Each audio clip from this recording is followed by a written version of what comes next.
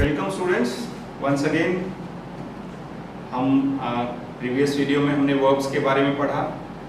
तो वर्ब्स में transitive, intransitive, फिर हमने नॉन फाइनाइट और फाइनाइट वर्ब्स के बारे में पढ़ा और अब हम आगे उसी चीज़ को कंटिन्यू करेंगे। तो मैंने आपको लास्ट वीडियो में बताया था कि जो फाइनाइट वर्ब्स होते हैं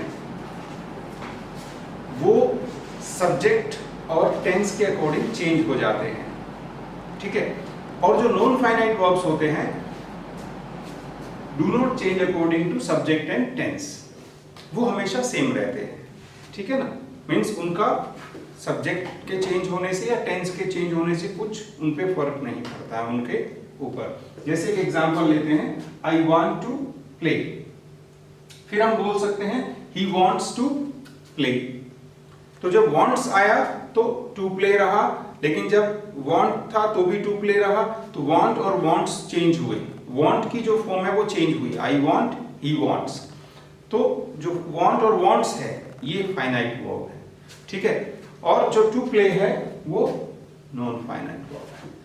नॉन फाइनाइट वर्ब्स का जो दूसरा हमने पॉइंट था कि they require a finite verb to complete the sentence और द मीनिंग। बिना फाइनाइट वर्ब के हम सेंटेंस कंप्लीट नहीं कर सकते हैं। जैसे मैंने कल भी बताया था कि आई टू प्ले नहीं हो सकता, I want to play, I like to play, I love to play, ठीक है ना। तो कुछ भी हमें एक फाइनाइट वर्ब वहां चाहिए होता है इसके मीनिंग को कंप्लीट करने के लिए, सेंटेंस को कंप्लीट करने के लिए। नाउ नॉन फाइनाइट वर्ब की जब हम बात करते हैं तो उनको फिर से हम तीन पार्ट्स में डिवाइड करते हैं। Non finite verbs are of three types, ठीक है। So what are they? First is to plus infinitive. To plus infinitive means to plus first form of the verb, उसको हम इंफिनिटिव कहते हैं, जो हमने यहां पर यूज किया, टू प्ले, ठीक है। सेकंड होते हैं जीरेंड। जीरेंड कैसे बनते हैं? जो ING form of the verb होती है, स्विमिंग, डांसिंग, इनको हम जीरेंड कहते हैं, ठीक है। नेक्स्ट होते हैं पार्टिसिपल। पार्टिसिपल फिर से तीन तरह के होते हैं उनके फॉर्म्स के हिसाब से। प्रेजेंट में present participle, verb plus ING. Past participle जो third form of the verb होती है उसको हम पास्ट पार्टिसिपल बोलते हैं। और परफेक्ट पार्टिसिपल। परफेक्ट पार्टिसिपल कैसे बनता है? हैविंग प्लस वर्ब की third form, having plus verb की थर्ड फॉर्म मिलाकर परफेक्ट पार्टिसिपल बनता है, ठीक है। तो to plus infinitive, जीरेंड and participle. अब हम इनको एक एक करके थोड़ा सा डिस्कस करते हैं। टू प्लस इंफिनिटिव, जैसा एग्जांपल दिया, आई वांट टू प्ले, ठीक है। इनके अलग अलग फंक्शंस होते हैं, मीन्स इनके यूसेज के ऊपर इनको हम अलग अलग कैटेगरीज में डिवाइड कर सकते हैं। जैसे टू प्ले जो है ऑब्जेक्ट है, I want to play, I want to play what? I want to play cricket. So cricket here is the main object, cricket here is the main object and to play, sorry मैंने थोड़ा सा mistake हुआ, to play यहाँ क्या है? I want, what do you want? To play। तो ये verb complement है, इसको हम क्या बोलते हैं? Verb complement। It is its role here is verb complement। Next जो sentence है, to err is human। यहां पर टू एर जो है या टू प्लस इंफिनिटिव है, ये सब्जेक्ट का रोल प्ले कर रहा है, तो ये सब्जेक्ट भी बन जाता है, ये ऑब्जेक्ट भी बन जाता है, ठीक है। और वर्ब कॉम्प्लीमेंट भी बन जाता है, ठीक है।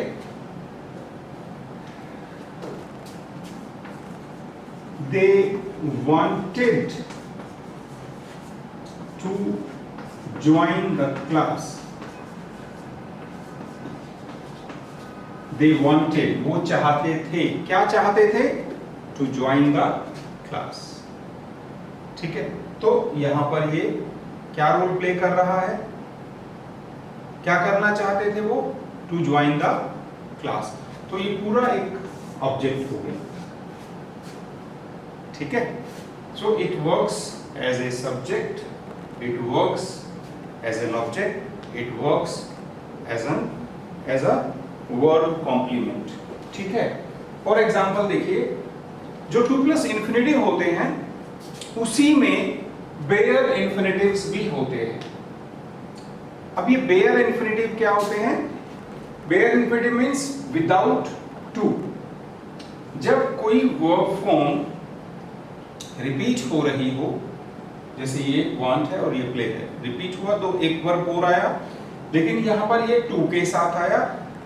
जब ये बिना टू के यूज होता है तो उसको हम बेयर इंफिनिटिव कहते हैं, ठीक है। जैसे एक एग्जांपल मैं यहां लिख रहा हूं, लेट हिम गो।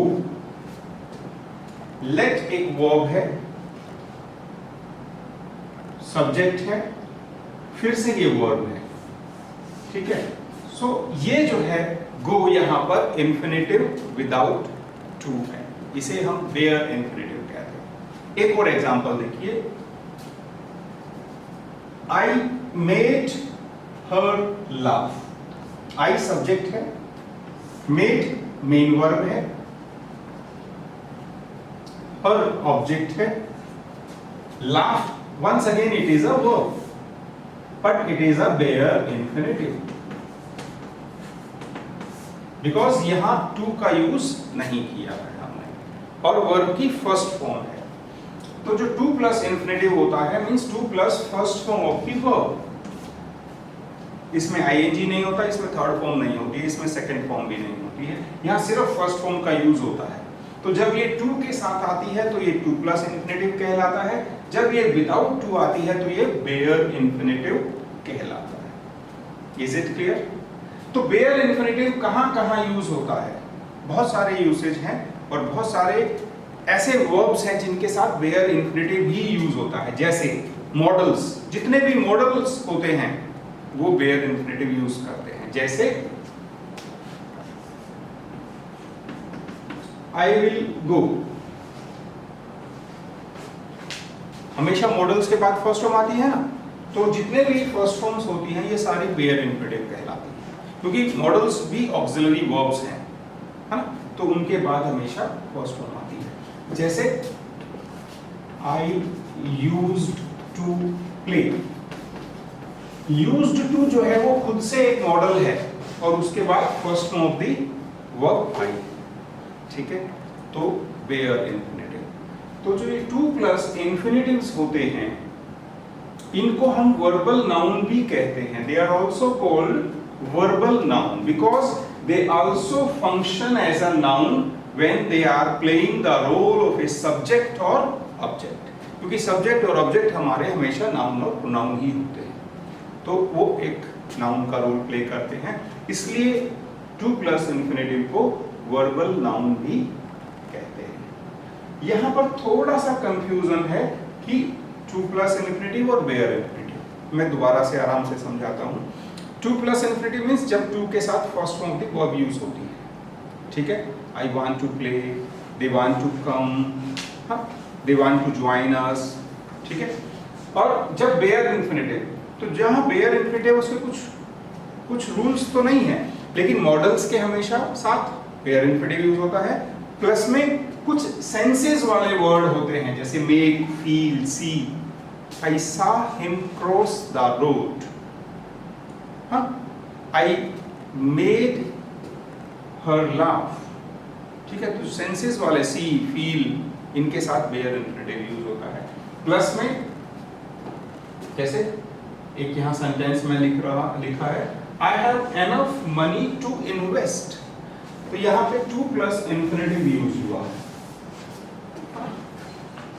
इसी तरह वुड रादर देन के साथ भी बेयर इंफिनिटिव होता है।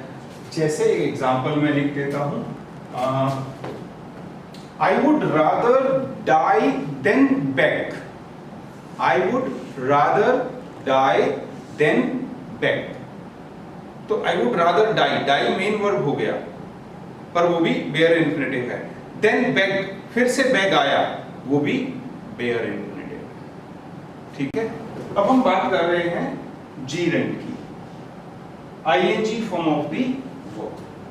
ठीक है, जीरेंड भी टू प्लस इंफिनिटिव की तरह वर्बल नाउन कहलाते हैं, क्योंकि ये भी नाउन का रोल प्ले करते हैं। कैसे करते हैं देखिए, I like dancing, I subject, like verb and dancing is object.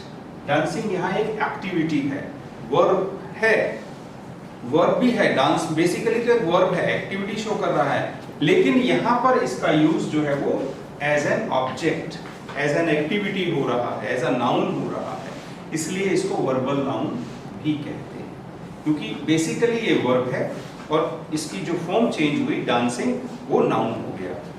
ठीक है, swimming is a good exercise, तो यहाँ ये ऑब्जेक्ट था, यहाँ ये सब्जेक्ट हो गया, तो ये सब्जेक्ट का रोल भी प्ले कर रहा है, ऑब्जेक्ट का भी कर रहा है।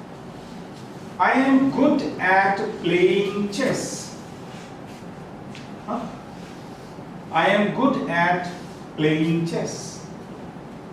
ठीक है, तो यहां पर ये वर्ब है, तो इसको हम वर्बल नाउन कहते हैं। ठीक है, ING form of the verb existing with some other verb, finite verb. Am good यहां वर्ब नहीं है, एम वर्ब है यहां पर। ठीक है, तो इनको हम जीरेंड बोलते हैं, verbal noun, they are used as noun. Participles कौन से होते हैं और कैसे होते हैं? प्रेजेंट पार्टिसिपल जो आईएनजी फॉर्म होती है। अब आप कहेंगे कि जो जीरेंड है वो भी आईएनजी फॉर्म होता है, ये भी आईएनजी फॉर्म है, लेकिन दोनों के यूसेज अलग अलग हैं। यहाँ पर जो जीरेंड है वो एज अ नाउन यूज हो रहा है, ठीक है, लेकिन यहाँ पर जो जीरेंड यूज होगा वो as a verb and as an adjective use होगा, इसीलिए पार्टिसिपल्स को वर्बल एडजेक्टिव्स भी कहते हैं। सभी participles as an adjective use नहीं होते, लेकिन बहुत सारे होते हैं।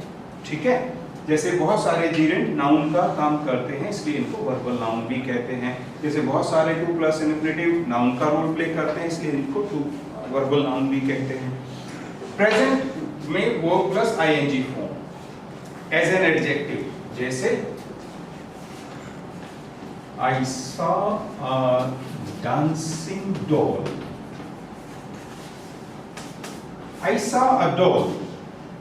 फिर हम बोल रहे हैं डांसिंग डॉल, मैंने एक नाचने वाली गुड़िया देखी। ठीक है ना, तो डांसिंग डॉल, उस डॉल की क्या क्वालिटी है? डांसिंग, तो ये एक एडजेक्टिव का रोल प्ले कर रहा है, बट बेसिकली ये वर्ब है। इसी तरह से बर्निंग ट्रेन, रोलिंग स्टोन, ठीक है, तो जीरेंड वर्ब प्लस आईएनजी। फिर इसका जो सेकंड है पास्ट पार्टिसिपल। अच्छा, जो जीरेंड होते हैं आईएनजी फॉर्म होती है, वो और कहां यूज होती है?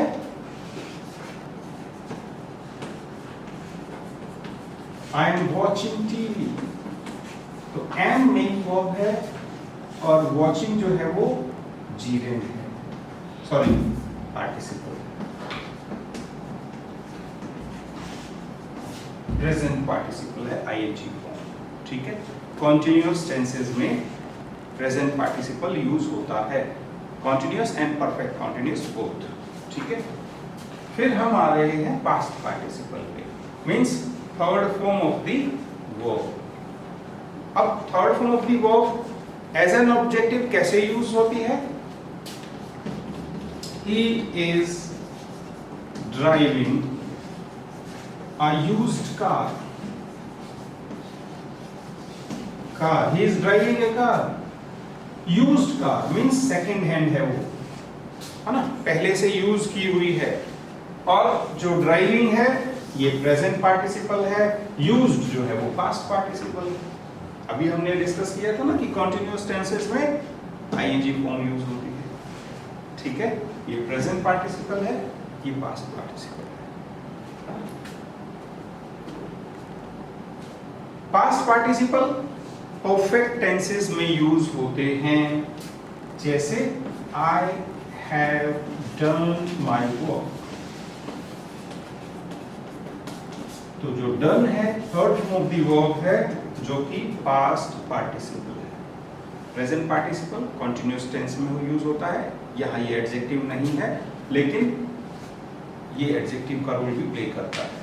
इसी तरह से पास्ट पार्टिसिपल परफेक्ट टेंस में यूज होता है और साथ साथ ये एडजेक्टिव का रोल भी प्ले करता है जैसे यूज्ड का। ठीक है, then last one is the perfect participle. तो परफेक्ट पार्टिसिपल क्या होता है, हैविंग के साथ third form of the verb का यूज करते हैं। Having seen the police, having seen the police, thieves ran away.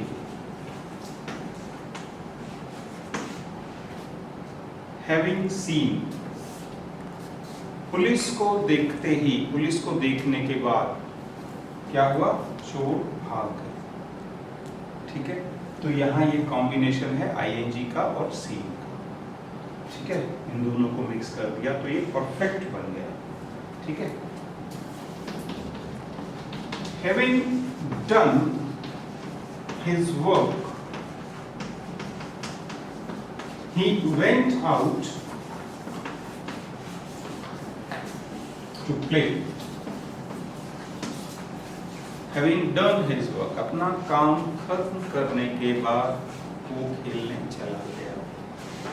ठीक है, यहां पर ये एडजेक्टिव नहीं है, but I told you that all participles do not function as an adjective, but yes, most of them function as an adjective, इसीलिए इनको verbal adjective कहते हैं, verb भी है और adjective भी है। ठीक है, तो हमने पढ़ा नॉन फाइनाइट वर्ब्स।